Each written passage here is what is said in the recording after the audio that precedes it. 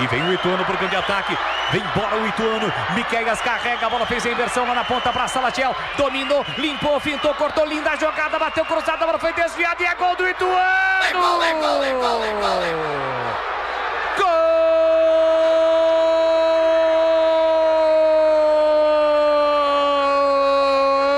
Gol do Ituano!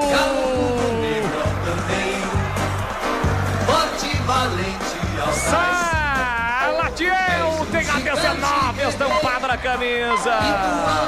De novo vem um contra-ataque, veio com tudo. Ituano, a bola chegou para Salatiel. É centroavante, mas é habilidoso, é grandalhão, mas é habilidoso. Ele cortou, limpou, pintou, bateu cruzado. A bola desviou e encobriu o Vladimir. Ainda chegou o Vinícius Paiva, mas para mim a bola já havia entrado.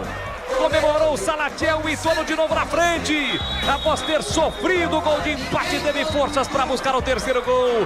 42 segundo tempo, tá registrado e joga uma ducha de água fria na galera bugrina, que acreditava na virada. Ituano 3, Guarani 2, tá registrado o detalhe do gol, Vladimir. Faltou alguém para matar a jogada, né, Boris? O Luan Dias teve a chance até de comer. Olha o Guarani. Chegado o Renier, tentou cruzamento, ganha escanteio.